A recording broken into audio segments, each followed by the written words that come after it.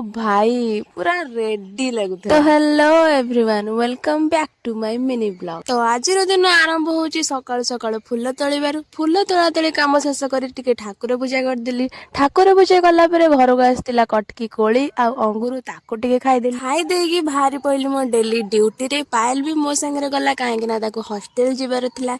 AD हमको भाई नै कि छाडी देला। जगतसिंहपुर रे पहुंची के सीधा पळे आसलु हम जगतसिंहपुर रा फेमस दहीबरा पीसांग दहीबरा स्टॉल पाखे। हम जगतसिंहपुर लोक तांको निहाती भाबे जेनथिबे। ऑर्डर दो दो भाई हम हाथ को बढ़ाई देले दीटा हाफ प्लेट दहीबरा। ताको बाटे दे जो दही पानीटा पीलु, ओहो कि केरे केरा लागुथला।